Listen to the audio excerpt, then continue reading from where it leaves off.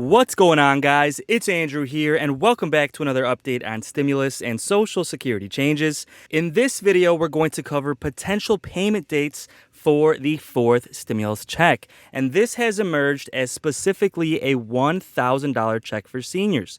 Bernie Sanders is pushing to include a $1,000 check for seniors in this next stimulus package. So yes, in a sense, the fourth stimulus check is going to be one that is specifically for seniors in this country. Now, who exactly will qualify is still not clear. We'll have to wait and see, but currently Joe Manchin stands as the main roadblock to get this done, and he just held an interview which is going to give us clues as to when we might expect payment dates for this fourth stimulus check. So let's discuss the details in this video, but before we do, don't forget to like this video and subscribe. I also have a second channel, so if you could do me a huge favor, click on the link that's in the description of this video. Go ahead and subscribe to my second channel. I'm going to be giving away a stimulus check on that channel just as a thank you for supporting my work. Now, if you've been watching my videos, you already know that Nancy Pelosi set a deadline of September 27th to have both the physical stimulus plan and the American Family Stimulus Package done at the same time.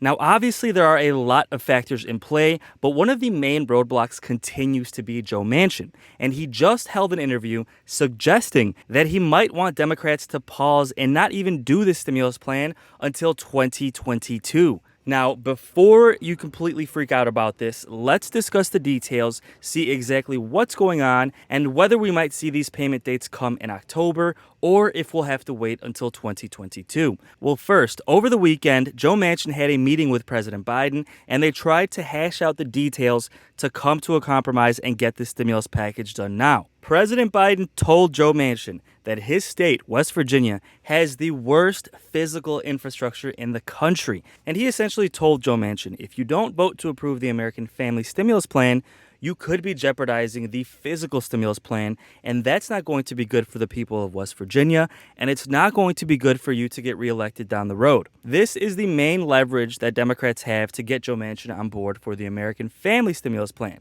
Well, reports say that Joe Manchin was not moved by this, and he is holding firm and does not want to approve a $3.5 trillion package. Now, the main issues, according to Joe Manchin, is the fact that he does not want everybody to qualify for these stimulus checks. He wants there to be an income cutoff. Specifically, he said that too many people are getting the monthly stimulus checks for children, people who make way too much money and should not be qualifying. He wants to have income cutoffs just like he wanted for the third stimulus check. He also specifically said that Democrats might want to wait until 2022 to approve the fourth round of stimulus checks. That way they can win the re-elections in 2022. Guys, I've talked about this on my channel multiple times.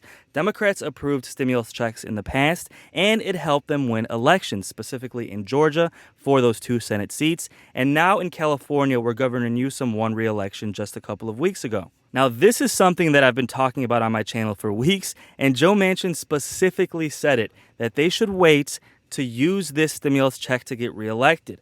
Now, obviously, in my opinion, that's completely unacceptable. The American people need help now, and waiting until 2022 just to get reelected is not the way they should be doing things. But this is something that Joe Manchin has thrown out there. Now, Chuck Schumer came out and responded saying that we are moving full steam ahead and still moving forward with Nancy Pelosi's deadline of September 27th. Now, whether or not that's realistic, let me know your thoughts in the comments below.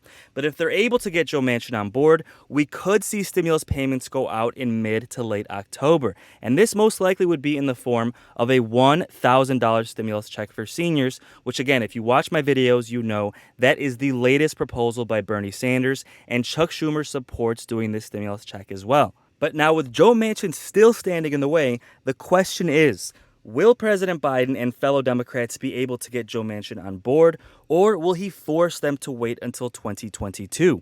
Also, will he be agreeable to a $3.5 trillion package, or is he going to make Democrats cut this down to a $1.5 trillion package, which is a number he's thrown out multiple times? He also has issues with the tax plan that President Biden has proposed, but they seem to be coming close to a deal on taxes. He also wants to make sure that not everybody would qualify for this fourth stimulus check. He wants there to be what he calls a means testing, meaning that you would have to be low income to qualify. But Joe Manchin continues to be vague. He won't say exactly what income threshold would qualify, and he won't say exactly what top-line number he would vote for to approve this package. Would it be $2 trillion, $3 trillion? He won't say. He also won't stick to Pelosi's deadline of September 27th, and he told President Biden that perfect is the enemy of the good, and he's referring to the fact that the Senate already approved the physical stimulus plan, and he thinks President Biden and Democrats should approve that now, and then try and work on the American Family Stimulus Plan, again, potentially waiting until 2022. So let's take a look, see exactly what Joe Manchin had to say and his thoughts on the current stimulus package, and let me know your thoughts in the comments below. Your party leader, Chuck Schumer, says he's moving, quote, full speed ahead with this package. Will he have your vote? And that's fine. He can. He will not have my vote on 3.5, and Chuck knows that, and we've talked about this. We've already put out $5.4 trillion. And we've tried to help Americans in every way we possibly can. And a lot of the help that we put out there is still there, and it's going to run clear until next year, 2022. What's the urgency? What's the urgency that we have? It's not the same urgency that we have with the American Rescue Plan. We got that out the door quickly. That was about $2 billion, $2 trillion. And on top of that, you know, all the things we put out with the CARES package, everything leading up to that. So we have done an awful lot, and there's still an awful lot of people that need help. But you have 11 million jobs that aren't filled right now. 8 million people are still unemployed. Something's not matching up. Don't you think we ought to hit the pause and find out the vulnerability that we have, Dana, right now? We don't know what happened with this COVID. It's awful coming back the way it is with a vengeance. We don't know about inflation. We know it's running rampant right now. I can tell you in West Virginia, inflation's running rampant. And on top of that, the challenges we're going to have, geopolitical challenges. Shouldn't we be prepared? So I want to ask you about a lot of that, but are you saying it's the price tag, it's the timeline, both? It's the urgency. Do we have the urgency to do what they're wanting to do in such a quick period of time? But can you be specific? Okay, let's talk about the dollar sign. Yeah. Do you have a specific number in mind? Here's a number you should be getting to. First of all, I have agreed to get on to the reconciliation because that's the time for us to make financial adjustments and changes. I thought the 2017 tax code and tax law, the way it was changed, was very, very, very unfair, and it was weighted to the wealthy. So what's the number? And the bottom line is what the number would be what's going to be competitive in our tax code.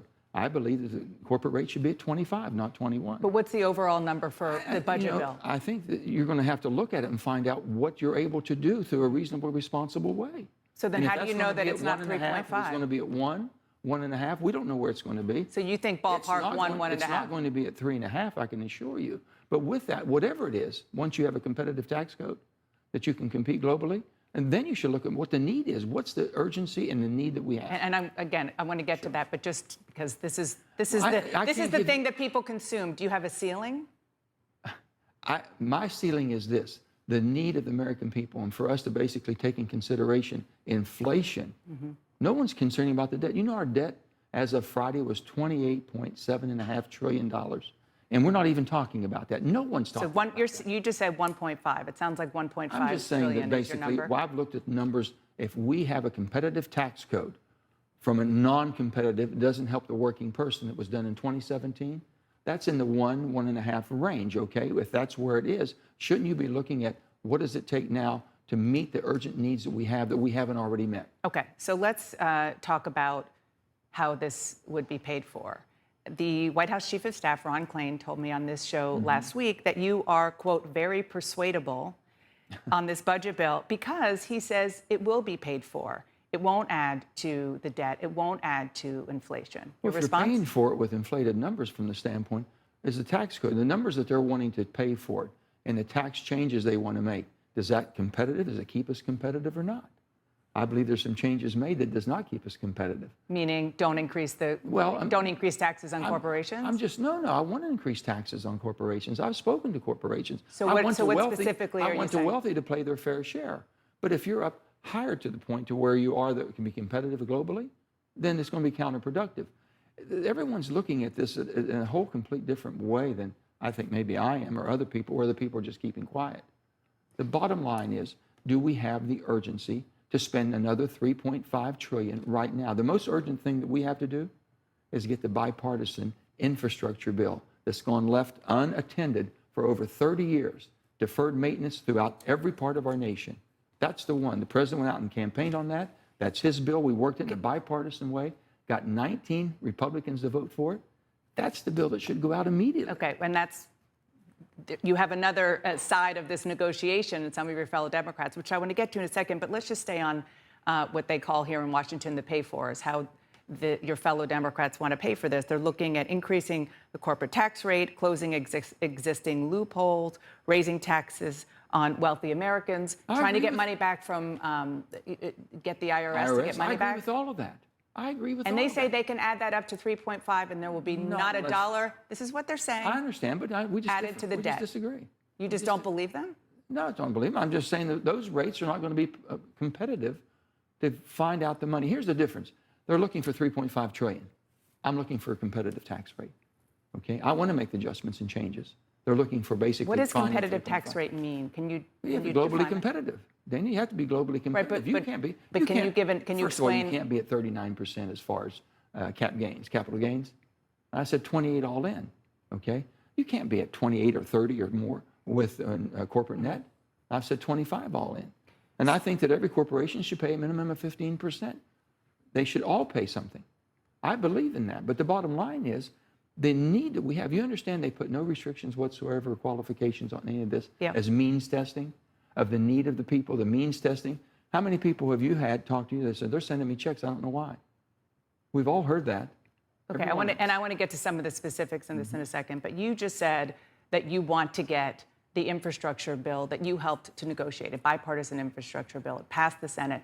You want to get it and the through White House was very much and the White House every day. But as you well know, dozens of House progressives are saying no, they're not going to vote for your infrastructure deal until you support what we're talking about here, the overall budget bill, which has a lot of the president's agenda, a lot of Democrats' agenda in it. By digging in your heels on this, aren't you dooming your own infrastructure bill? Who's digging in the heels here? From the first of all, the infrastructure bill has been passed, okay? You have a bipartisan bill with 19 Republicans. Who thought that could happen? Who thought that?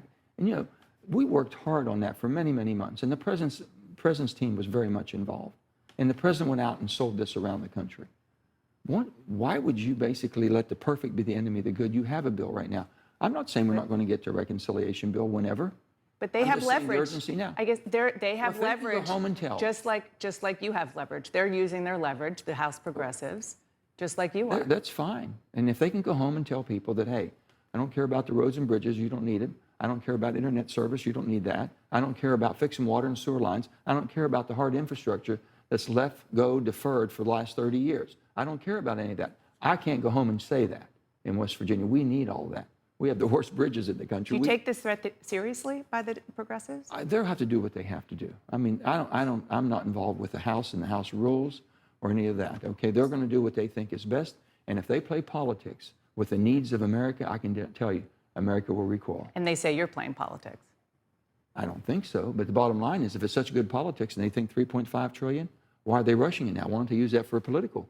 All right, let's talk about what's in campaign trail and say, elect for me, and we'll spend 3.5. Let's talk about some of the specifics, because I want to get to the substance of what we're talking about here, because I don't think that gets enough attention. What President Biden and the Democrats say is the child tax credit, which has been expanded, make it permanent. They're saying it's already having a major impact on poverty and hunger for children. Do you support making it permanent? Well, I support child tax credits. I sure am trying to help the children. But the expansion Let's talk about this before you start saying, is it going to be permanent, this and that? Yeah. Let's see how we're doing. Let's make sure that we're getting it to the right people. Let's make sure the people on poverty. I can tell you, people that are working and working poor, making every effort they can to get ahead in life, that's in that 50,000 and below. I've got people that making combined 200 and 300 and more, up to 400, saying they're getting checks. You know, if we have X amount of dollars. But it's on a sliding scale. They shouldn't be doing that. Well, it's happening, though. This is happening because of the sliding scale. It's 75 and 150 with a sliding fee up to 400. Okay? These are things that there's hard caps to be put. The need-based, we're not having anything about need-based. We're not doing any type of that. And first of all, child tax credits. Think about this. If it's child tax credit, you want to help the children and the parents that are basically providing for those children. There's no work requirements whatsoever. There's no education requirements whatsoever for better skill sets. Don't you think if we're going to help the children, that the people should make some effort? So let's talk about universal pre-K. West Virginia, your home state. I've been all for that.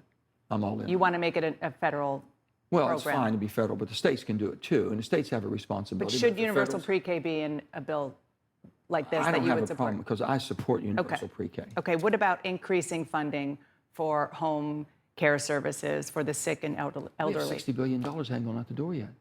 $60 billion. The only thing I'm saying is, why urgency to spend another $300 billion towards that when you got $60 billion that hasn't gone out?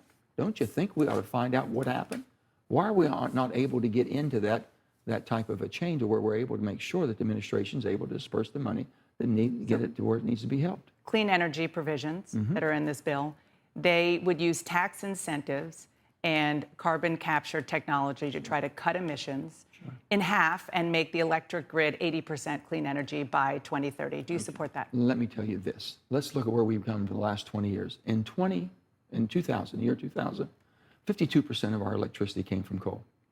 Only about 16% came from natural gas, and only about 9.5% came from renewables.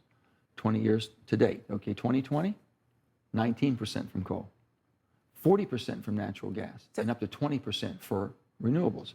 The transition is happening. Now they're wanting to pay companies to do what they're already doing. Makes no sense to me at all for us to take billions of dollars and pay utilities for what they're going to do as the market transitions. We've proven that, and we will continue to transition.